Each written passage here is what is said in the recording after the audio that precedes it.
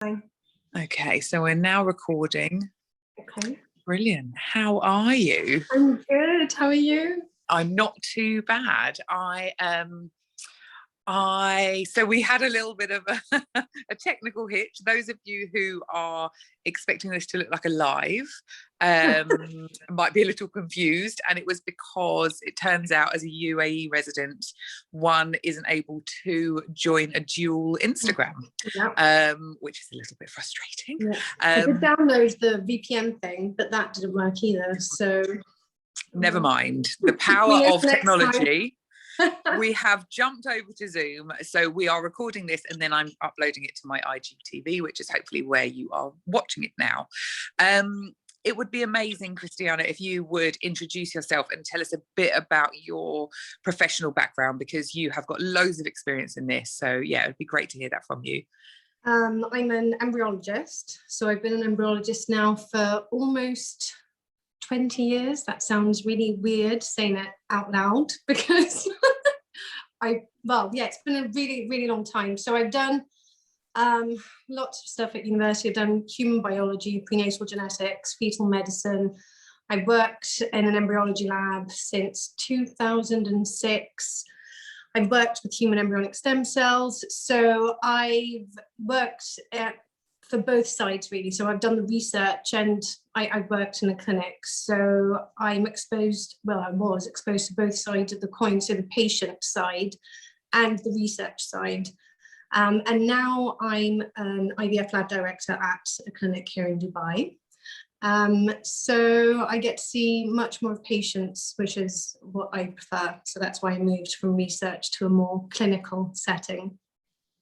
Brilliant, brilliant. Thank you so much. You are so qualified then to answer lots and lots of questions, and lots of questions that I asked my embryologist at my clinic, and we've had some questions come in as well, which is brilliant. So it's annoying that we can't get kind of live questions. Apologies to anyone watching this who wanted to join us, because there were a few people there with us, but if you do have any questions, just drop them in the comments and I'm sure that we can get them answered for you, even if it is at a later date and not immediately.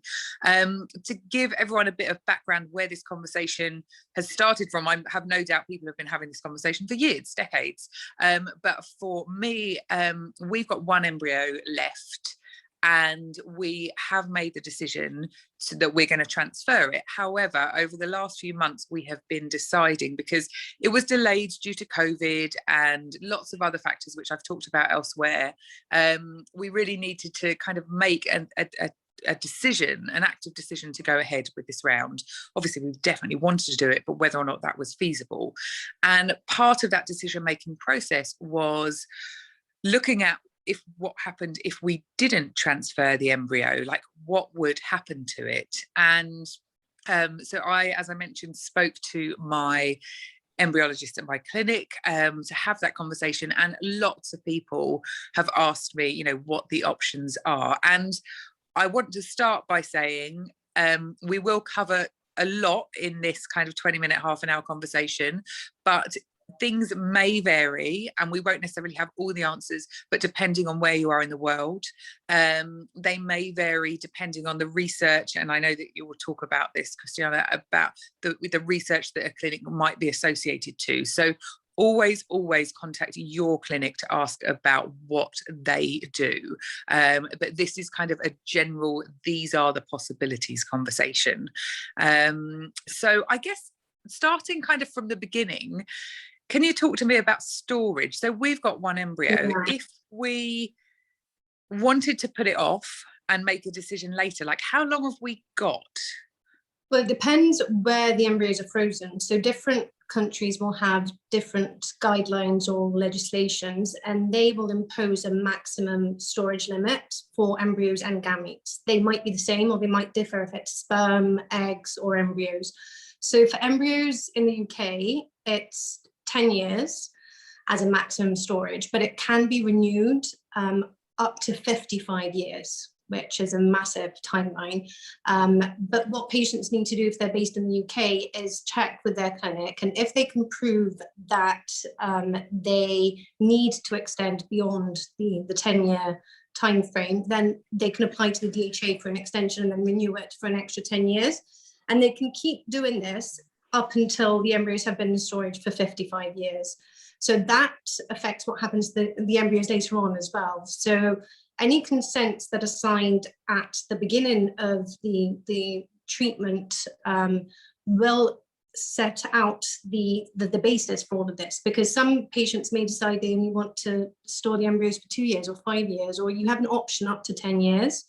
Other countries like Greece, for example, have 25 years as the maximum. And in the US, there's no storage limit. So that's where the real problems arise. So it really depends on where you are. I think Australia, again, is 10 years. My region here is 5 years. But almost always there is an option to renew if you can prove that your fertility is impacted, which, I mean, all fertility patients would have impaired fertility. That's why they're going through treatment. That's why they're storing their embryos. So basically, it really depends on the country and what kind of paperwork needs to be in place. So it's not strict. It's not as if 10 years, you know, that's it. You have to decide what you're doing. There are options to extend. So if patients can't make a decision, they can't decide, or the partners can't make a joint decision, so one of them wants to do something and the other one doesn't, then there is the option of extending beyond that 10-year time frame. Brilliant, thank you. And you did mention consent forms there, like, you know, Yeah. in the UK, definitely, and I have no doubt elsewhere, we do sign consent forms right at the beginning. And so we do have to make these decisions. You know, we've already made these decisions for our embryos. But I think, well, for me personally, I don't want to put words in anyone else's mouth. For me personally, you know, I feel so far removed from where I was in that position. And because at that point, you don't know if you're going to get any embryos even to transfer, never mind if you're going to get any frozen ones. It's very easy to make a hypothetical decision at that point, because you're not psychologically invested. You've made the decision to go through the treatment, but I think once you have the physical embryos in storage, it changes the psychology. Mm-hmm. I'm certain that once you've had a baby, it changes even more so, because then the association of what that frozen embryo resembles to each patient will be completely different. And that's where, you know, it becomes really, really difficult to make this decision. Yeah, completely. And it's why it's such a huge decision. Like, I'm sure that loads of us would want to just transfer all of them, but that just isn't going to be possible necessarily. So if one is, you know, in the situation where they're not going to transfer for whatever reason, they can't transfer, have made the decision not to, what are the options when it comes to the embryo? What is going to happen to it?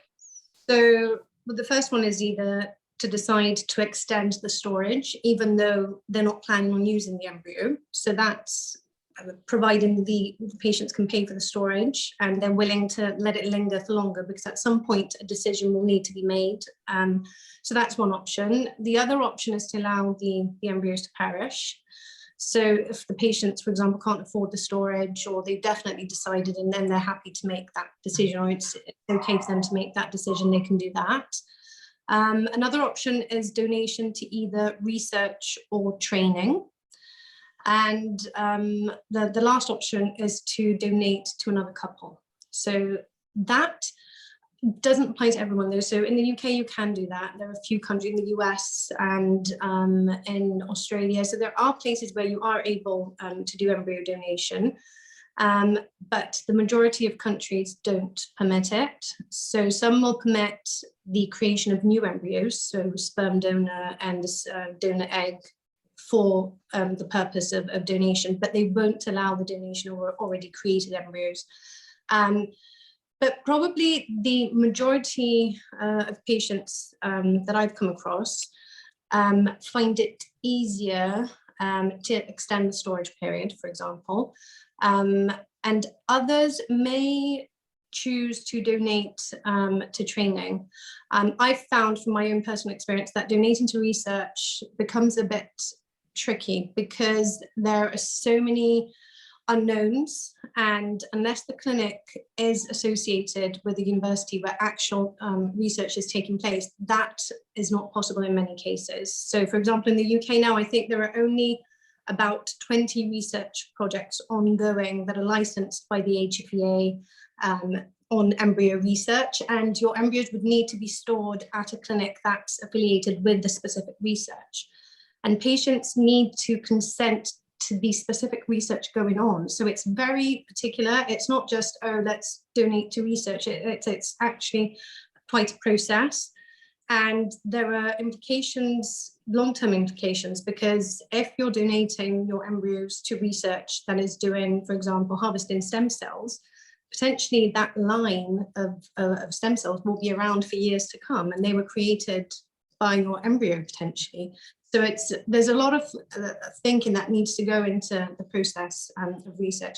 The couples that do decide to do it, it's absolutely amazing, because it's the only way we get to improve fertility treatment. It's the only way we get to culture embryos further than day 7, because clinically we can only keep them in the lab up until day 7. And what happens from day 7 up until day 14, for example, is a black box. We don't know, and that could have massive implications for miscarriage research and things like that, because we can look into way more things than we can up until day 7. So it is an amazing thing to be able to do, and training as well. So trainee embryologists only get the opportunity to train on donated embryos. So that's a very big part of what could potentially happen to your embryos, and something which will help and really shape and impact fertility for years to come. So it's actually a really I think it would be comforting to know that you're helping in a way to help other future fertility patients. And then the other option is obviously to just allow them to perish. So nothing, so you do nothing with the embryos. I think that's probably the hardest thing to decide.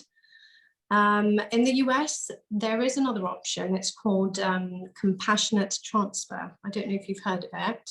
No. So what they do is instead of allowing the embryos to perish in the lab, they transfer the embryos back to the patient, but at a time of her cycle where it would be completely incompatible with pregnancy. And they place them, for example, in the vaginal canal instead of inside the uterus, so that pregnancy doesn't occur. So that's something that some religious groups prefer, because the embryo is reabsorbed into the woman's body. But it's quite controversial. So even in the US, I think less than 5% of clinics actually offer this service, and it's not widely advertised. So there's been a lot of papers published about it, and they do speak a lot about the psychology of the patient, that it's a nicer way to say goodbye to your embryos. So that, I don't know in the UK, I've never come across this in the UK, but that could be something that potentially patients could ask their clinic. I'm not sure if there are guidelines. I haven't found anything on the HFEA even mentioning compassionate transfer. It's quite a new thing, but I definitely know that it's something that patients can ask for in the US. I've never heard of that before, and there is something actually really lovely about it, and I even quite like the name. Because often, like, the names and the language used around fertility can just be quite crude and horrible. But what can you tell me anything about the controversy around it, just out of interest? Well, there have been a couple of pregnancies after. Right. So that's the controversy. That the reason that it's preferred by certain religious groups is because they believe that they're allowing God to decide whether the embryo implants and progress to pregnancy or not. So for someone who isn't in a position to have another child, that's where the doctors may have an issue. And the other controversy is whether the doctor will agree to do it, because this is going against their medical training. You know, they're meant to do procedures which will ultimately lead to a pregnancy. That's what a fertility doctor will do. So knowingly and willingly offering a service where they're transferring an embryo at the wrong time of the cycle and placing it somewhere where it shouldn't be, that's where it becomes controversial. There haven't been, to my knowledge, any ectopic pregnancies, but again, that's a risk that you may be taking. So it's not as straightforward. It sounds lovely, but practically there are issues with it. Yeah, certainly. And we won't, because that isn't such a kind of common option, we won't explore that, even though I feel like I've got lots of questions around it. But so if we, like, when I called my embryologist and I spoke to him about allowing them to perish, like I said, like, what does that actually mean? And ultimately, and I'm paraphrasing here, he said they're going to go in the bin. Like, so like, I just want to be really black and white here so that people get, like, that is what's happening to them. And it's really interesting that you say that people find that, I can't remember exactly how you worded it, but, almost like, was that the easiest or the hardest? I think the hardest. The hardest. It's funny. I think that's really interesting because, in a way, and again, this is like a personal thing, is the idea of, so for me at this point, that embryo is a potential. I don't see it as a life personally, but I see it as the potential of a life, and a life that is, like Ren's sibling. And the idea of someone kind of cutting into that and taking it apart, that I find almost, we wouldn't do that, so that doesn't happen.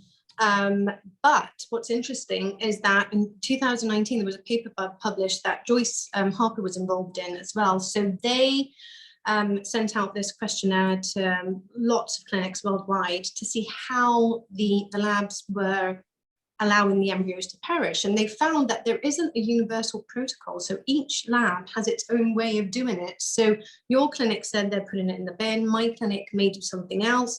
Some clinics thaw the embryos before they put them in the bin.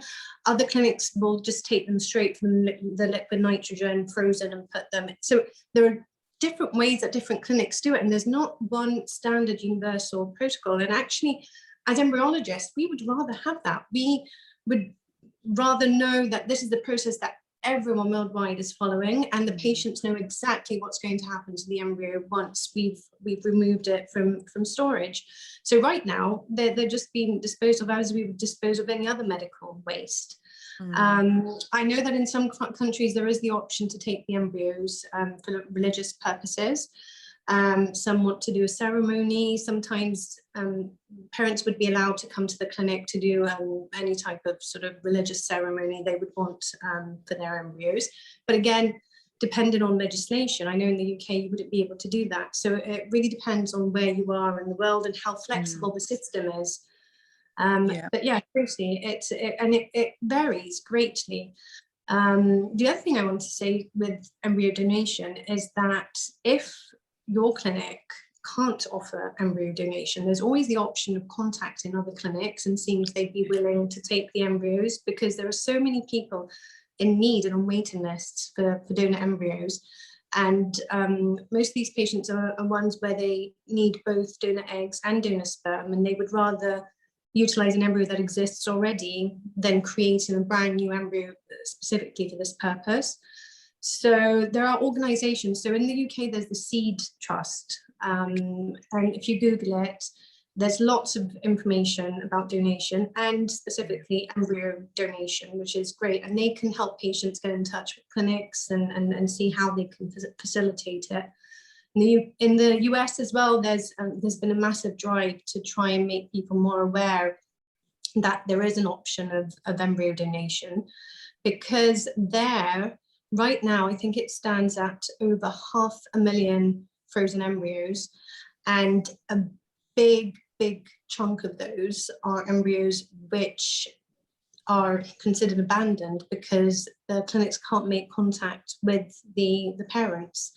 So this is a massive issue, because it's not just for now. These embryos will potentially stay in storage for years to come, 30, 40, 50 years. We don't know how long these embryos will be viable for in storage. I think the maximum so far has been 25 years where an embryo has been thawed and successfully transferred and the baby's been born.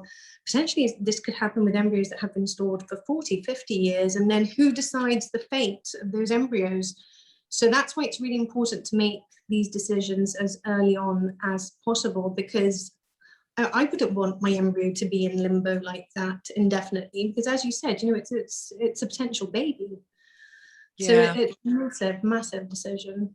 It really is. Like, a lot of what you're saying to me, the word that keeps coming up when you talk about donating your embryo to an individual or a couple that need an embryo in order to, you know, grow their family, when you're talking about donating it to research, if that's possible, or to training, like, that is a gift, isn't it? And it's such a gift for all of those options because of the difference and the impact that could make long term to what we know and what we learn and how we can move fertility treatment as a whole forward, and that's a gift for everyone going forward, really, isn't it? Who might, whether that's, you know, like our friends and family, our children, you know, if we're lucky enough to have them, who might experience fertility issues in the future. So it really, like, that's how I see it, as massively as a gift. It really is.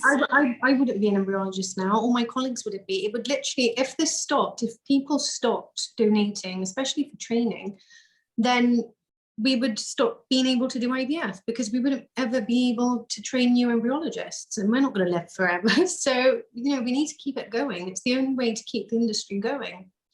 Yeah, absolutely. Are there any other, like, the only other question really that I have that's come in, and I think that the answer to this is it's going to be different everywhere. What are the rules around donating your embryo? So our embryo was created when I was 39, just like my 2-week wait. I was 40 during my 2-week wait. So my understanding is that I'm too old to donate my embryo. Usually it's up to 35 for the female, and up to 41 or 45, depending on the country, for the male. But there are circumstances where you can bypass the ages, and that's if the recipient intended parents are happy to use the embryo regardless. So there are ways around it, and it does depend on where you are. But what's important to consider is that once you've decided to donate your embryos for the treatment of another person or couple, you and whoever created the embryo with you, your partner, your husband, you're automatically considered as a sperm and an egg donor. So they'd have to have blood screening tests done and a whole array of checks to ensure that, you know, they're okay, the embryos are okay for another couple to potentially use.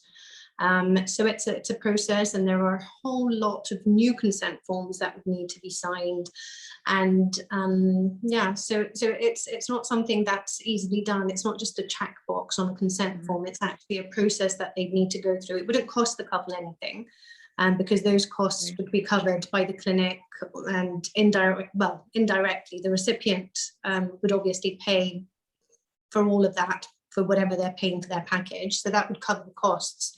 So they would actually, I think, in the UK, they would earn around £40, I think, per visit to the clinic as loss of expenses, because you're not allowed to take money, obviously, for these things. It's altruistic. But they wouldn't have to pay anything out of pocket to actually be able to donate, because they want to encourage people to consider it as to do that. And you can also you can stipulate your own rules as well. So I think that's quite important to know, because I think what may make it a difficult decision is not knowing what will happen to the embryos afterwards. So the parents who have the embryo that they want to donate can say, I only allow the embryo to be in storage for the next 5 years, for example. So I don't want a family to be created after that time period, or select specific patients. So perhaps a known donation can happen as well. So in the US, it's a quite a popular option where parents donate to other intended parents they know from either friends or family. So that's also an option. That was going to be my question, actually. Would you be, you know, is there a kind of, would you be a known donor or an anonymous donor? And is there a choice around that, I guess? There is, again, depending on where you are. So depending on the legislation. So, for example, in Greece and Cyprus, as far as I'm aware, it's all anonymous. So that wouldn't be possible. In the UK, I think it is possible. In the US, I think it is. In the US, it definitely is no donation. But again, that means lots of counselling. So that's not a straightforward option. In the UK, if someone donates anonymously, let's say, to someone they don't know, they can have information later on about how many babies have been born, their sex, and when they've been born. So they can have access to that information, but they need to be aware that once the child is 18, they'll be able to access identifying information for both the female and male, because donation is non-anonymous in the UK. So by law, they wouldn't be able to be kept anonymous. Brilliant. There's so much food for thought. Like, it's such a huge decision. I'm talking to Elle Wright for my podcast just this afternoon, actually very shortly. And I was listening back to the episode that we did last summer, and she's got 14 embryos in the freezer.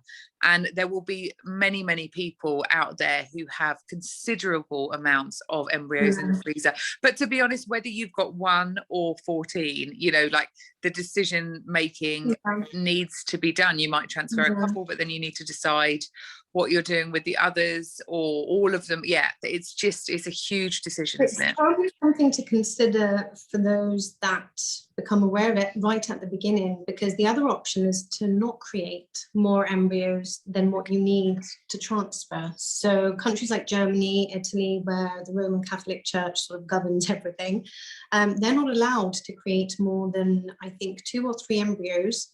And they have to transfer them all. There's no option of keeping any embryos for later. It's not allowed to culture the blasters stage, for example, and freeze them. That's not an option. So they don't have this issue of having surplus embryos and having to make that decision. But obviously, at the start of your journey, anything you have to freeze is a massive bonus. I mean, you go into it wanting, you know, the fresh transfer and the opportunity to have that one baby. But then once you've had that, or you're in the process of it, obviously you want as many frozen as possible, because you don't know what life will bring. So it's a big backup in a way to have, although the decision afterwards is excruciatingly hard. Yeah, totally. And it's all difficult, but I really, really hope that this has given lots of people, you know, like, some of the information, like we said, it is fairly general, although you have been quite specific with some countries, but make sure you check, you know, within your region, within your specific clinic. I know that my clinic was associated, or is associated, with Cambridge University and a research project that's going on there, but currently that's on hold, or it was when I spoke to them earlier in the year, because of COVID, you know. So there are lots of like other you know, issues that might be happening now because of COVID, or in the future because of other things. So definitely contact your own clinic. And also for UK patients, if they're in the process of making that decision and they're finding it really difficult, they can contact their GP, because they're entitled to help, to a counsellor. So their GP can arrange for them to have a free consultation with a counsellor to talk things through. I mean, their clinic should as well, but if that's not available to them for whatever reason, or if it's a private clinic and then they don't want to pay for it, they can go via the NHS. And for those who potentially do want that extra support, there's BICA as well, the British Infertility Counselling Association. So there is lots of help out there. Fertility Network UK are also great.